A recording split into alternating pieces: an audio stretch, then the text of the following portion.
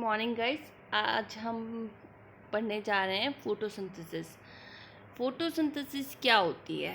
सबसे पहले आपको जैसे डायग्राम में दिख रहा है, it's a plant cells.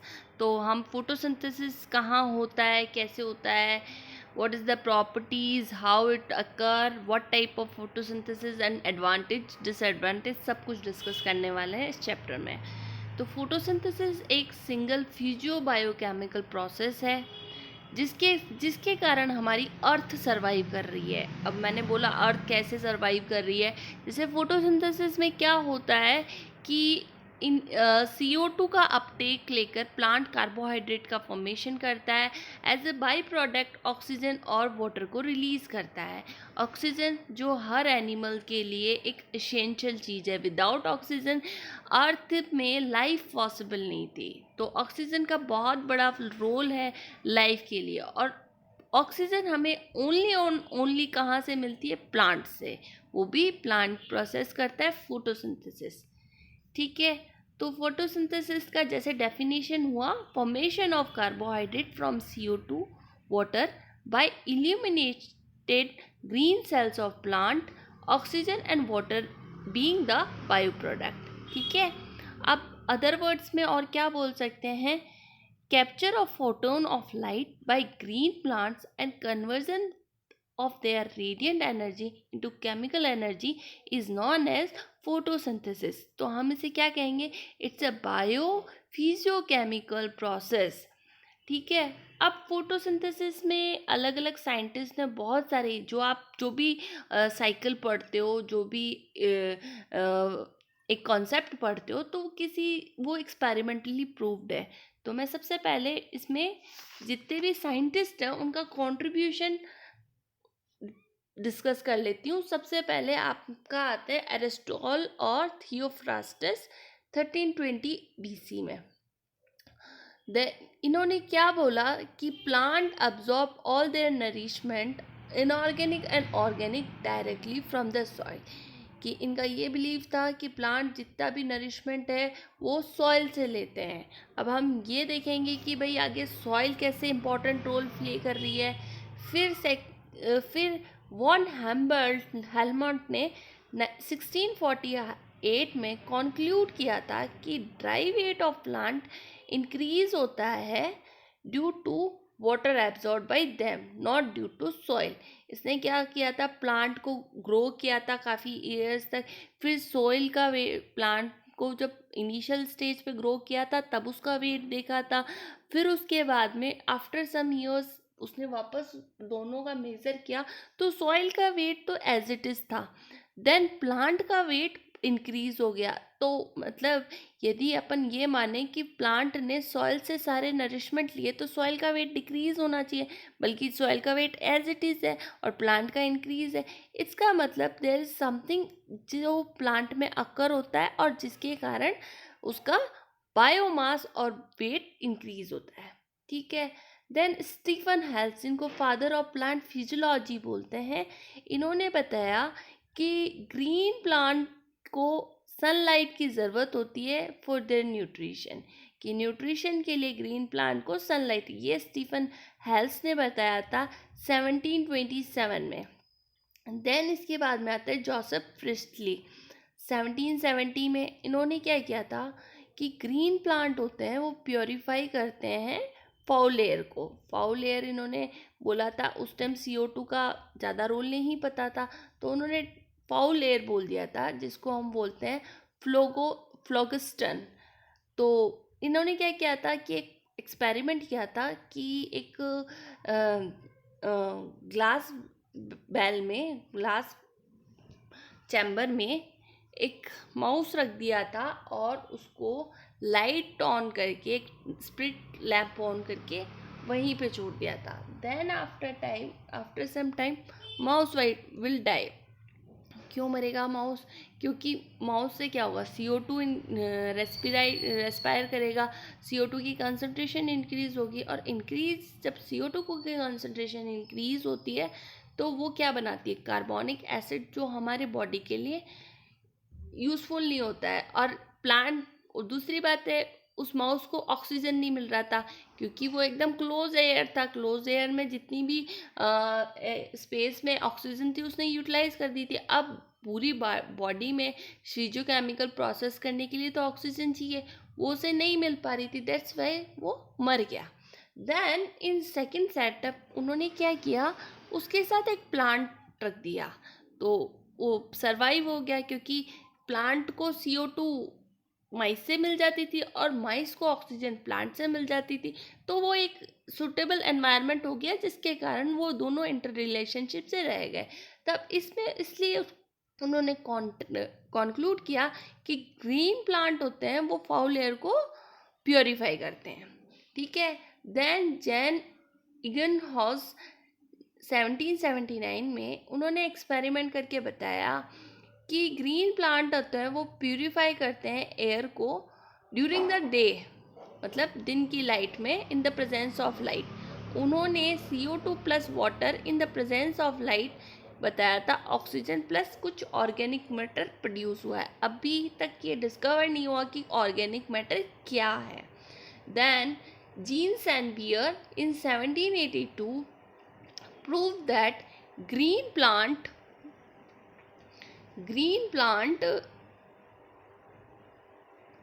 absorb CO2 and release oxygen in the light, है ना। तो क्या क्या सैनबियर जी ने क्या बोला था कि CO2 को एब्जॉर्ब कर रहे हैं और ऑक्सीजन को प्रोड्यूस कर रहे हैं। उन्होंने ये भी बताया था कि rate of oxygen evolution depend upon CO2 consumption, कि जितना CO2 कंज्यूम होगा उतना ही ऑक्सीजन रिलीज होगा।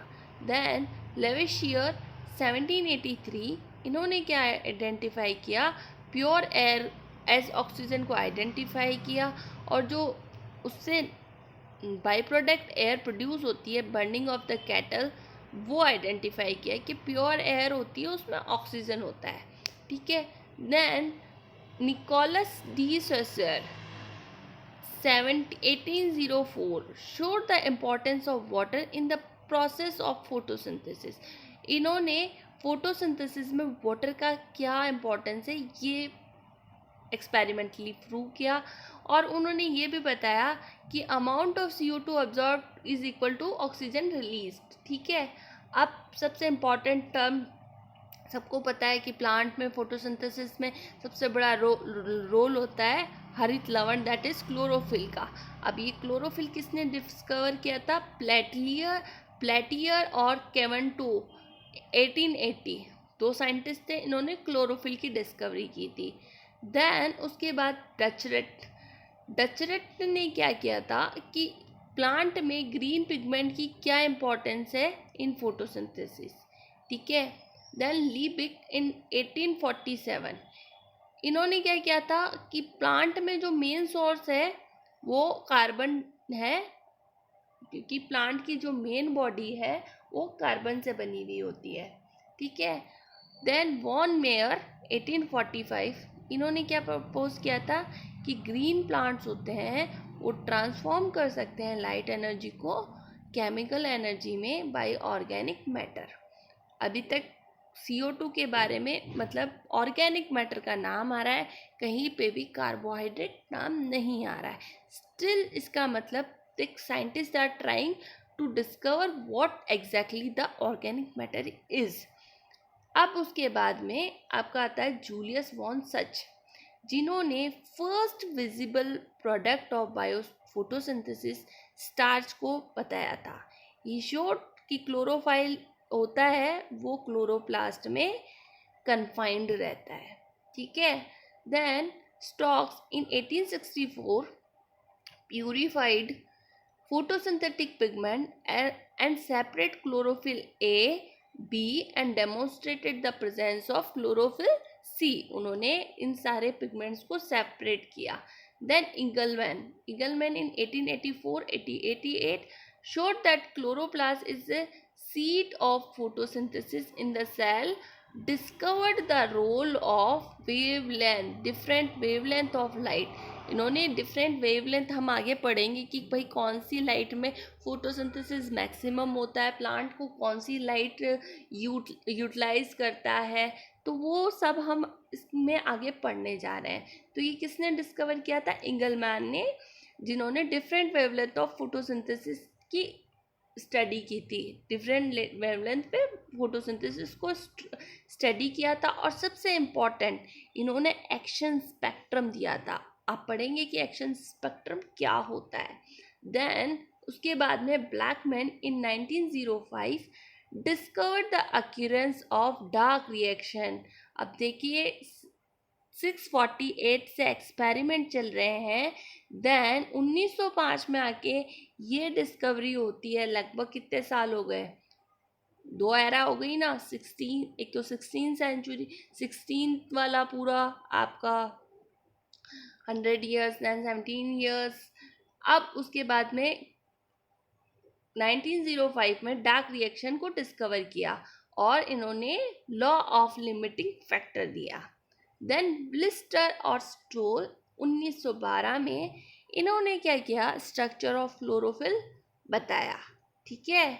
अब उसके बाद में वारबर्ग 1919 और 1920 में इन्होंने बताया कि एक फ्लैशिंग लाइट का एक्सपेरिमेंट किया और उसमें क्या किया कि जो एल्गी क्लोरेला थी, सबसे पहले बहुत बार क्वेश्चन पूछ लेते हैं कि कौन से मटेरियल के साथ पर्टिकुलर साइंटिस्ट ने एक्सपेरिमेंट किया था, तो क्लोरेला के साथ उन्होंने एक्सपेरिमेंट किया था। तो फिर उन्होंने बताया था, उसमें उन्होंने स्टडी ऑफ फोटोसिंथेसिस देखा था। ठीक है, कि उन्होंने क्या किया था? एक लाइट स्पेक्ट्रम बना दिया। फिर वहाँ पे देखा कि एक पर्टिकुलर रीजन पे क्लोरेला सबसे ज़्यादा आके इनहिबिट हो गई है और बाकी रीजन्स पे नहीं है। आप इसका आगे एलोब्रेशन देखेंगे। देन हिट्स, इन्होंने क्या किया था? ग्रेना पार्ट को देखा था क्लोरोप्लास्ट में, जहाँ पे सारे पिगमेंटेड कंसंट्रेटेड रहते हैं। देन वॉन नील 1931 डेमोन्स्ट्रेटेड किए थे some bacteria, that is hydrogen sulphur bacteria, कि वो क्या करते हैं? वाटर की जगह H2S को यूज़ करते हैं फोटोसिंथेसिस में। तो ये किसने डिस्कवर किया था? वॉन नील ने। देन अब ये जो बाकी जो आ रहे हैं, इस पे सबसे ज़्यादा क्वेश्चन पूछे जाते हैं और मैक्सिमम इन्हीं साइंटिस्ट के बारे में लगभग हर कंपटीशन एग्ज़ाम में आप 1 से 2 क्वेश्चन इस वाले पोर्शन में देखते हैं, क्योंकि साइंटिस्ट बहुत इंपॉर्टेंट होते हैं, इनको आपको याद करना होता है। तो अब मैं फर्स्ट नाम ले रही हूँ एमर्सन और आर्नोल्ड का। इन्होंने क्या किया था कि फ्लैशिंग लाइट एक्सपेरिमेंट करके डिफरेंट टेम्परेचर पे शो किया था कि लाइट और डार्क रिएक्शन होती है। तो किसने बताया था? एमर्सन और आर्नोल्ड ने। देन आप पढ़ते हो हील रिएक्शन, जो दी थी रॉबिन हिल ने 1937 में। तो इन्होंने एक्सपेरिमेंट करके डेमोन्स्ट्रेट करके जो मेन फंक्शन ऑफ क्लोरोप्लास्ट का वो क्या बताया था? Photo oxidise water, that is Hill reaction. कि जो प्लांट होता है सबसे पहले फोटो ऑक्सीडाइज मतलब वाटर की स्पिल्टिंग करता है। देन आपका मेल्विन कैल्विन, सॉरी उससे पहले आएंगे रूबन हासिद और कार्मेन 1941। इन्होंने बहुत इंटरेस्टिंग एक्सपेरिमेंट किया था। इन्होंने प्लांट को रेडियो आइसोटॉप दिया था, दैट इज़ O18, और फिर उसमें ऑक्सीजन की कन्फर्मिटी देखी थी कि ऑक्सीजन जो हमने रेडियो एक्टिव ऑक्सीजन दिया है ये कहाँ से as a by product release किया था। तो उन्होंने ऑक्सीजन किस फॉर्म में दिया था? एक तो वाटर के फॉर्म में दिया था, तब वाटर के फॉर्म में दिया, तब उनको oxygen as a release product नज़र आता है। देन जब और ऑक्सीजन और किस प्रोडक्ट में जा सकता है? CO2 के प्रोडक्ट में। अब जब CO2 के प्रोडक्ट में देखते हैं तो जो बाई प्रोडक्ट ऑक्सीजन होती है वो नॉन रेडियो एक्टिव होती है, जबकि रेडियो एक्टिव कहाँ रह जाती है? प्लांट के अंदर एक ऑर्गेनिक मैटर में। तो इसका मतलब जो प्लांट में ऑक्सीजन रिलीज हो रही है वो कहाँ से आ रही है? वाटर से। ठीक है, तो ये बहुत बड़ा ब्रेक थ्रू था। इन्होंने इस डिस्कवरी से बहुत चीज़ों को, बहुत मिसकंसेप्शन को चेंज किए थे। दैन मेल्विन कैल्विन ने क्लोरेला का एक्सपेरिमेंट किया। इससे पहले वार्बर्ग ने भी क्लोरेला पे एक्सपेरिमेंट किया। मेल्विन कैल्विन हमेशा एक्सपेरिमेंटल जो हम यूज़ करते हैं एनिमल प्लांट, वो हमेशा सिंपल यूज़ करते हैं कि उसमें जो उसका जो स्ट्रक्चर हो वो सिंपल हो, फिजियोलॉजी सिंपल हो, जिससे हम उसके बारे में और अच्छे से स्टडी कर सकें और हमें ड्यूरिंग एक्सपेरिमेंट थोड़े जो बैरियर्स है उसे लेकर फेस ना करना पड़े, आगे कॉम्प्लेक्सिटी नहीं फेस करनी पड़े। तो क्लोरेला आपने पढ़ा है, that is Chlorophyceae member algae होता है, सिंपल एल्गी होता है, ठीक है, जिसमें क्लोरोप्लास्ट बहुत अच्छी अमाउंट में प्रेजेंट होता है। देन उसके बाद में आपका मेल्विन कैल्विन ने first stable product that is phosphoglyceraldehyde, जिसको हम पीजीए बोलते हैं, और वो बताया था और इन्होंने पूरा पाथवे ट्रेस किया था। तो सबसे important contribution Melvin Calvin. Then Arnon, Allen और वेटले, इन्होंने 1954 में रेडियो एक्टिव कार्बन डाइऑक्साइड दी थी और फिर बताया था कि कार्बन डाइऑक्साइड फिक्स हो जाती है। और सबसे मज़े की बात बताऊं, इन्होंने एक आइसोलेटेड क्लोरोप्लास्ट पे एक्सपेरिमेंट किया था और फोटोफॉस्फोराइलेशन डिस्कवर किया था। Who discover the photophosphorylation, that is Anand. फिर एमर्सन, चैल्मर्स, सिडस्टन, इन्होंने क्या डिस्कवर किया था, हम रेड ड्रॉप पढ़ते हैं और कि sudden increase in photosynthesis at the red area, तो और जब ब्लू लाइट और रेड लाइट दोनों देंगे तब मैक्सिमम फोटोसिंथेसिस होगा। अब ये कैसे होगा ये हम आगे डिस्कस करेंगे, पर ये इमर्सन ने दिया था। देन हिल और बेंडल, इन्होंने जेड स्कीम प्रपोज की थी, जो दो फोटो सिस्टम है वो कैसे ऑपरेट कर रहे हैं एक सीरीज में। देन पिक्चर माइचल, जिन्होंने कीमोऑस्मोटिक कपलिंग हाइपोथेसिस दिया था। देन उसके बाद में क्रश्चाफ 1967, इन्होंने formation of C dicarboxylic acid बताया था इन शुगर कैन, जो आपकी C4 साइकिल थी वो इन्होंने डिस्कवर की थी, ठीक है। देन आपका आता है हैच एंड स्लैक पाथवे, जो C4 पाथवे होता है। इन्होंने क्या किया था, पूरी C4 साइकिल को ट्रेस किया था और CO2 का फिक्सेशन देखा था ट्रॉपिकल ग्रासेस में, ठीक है।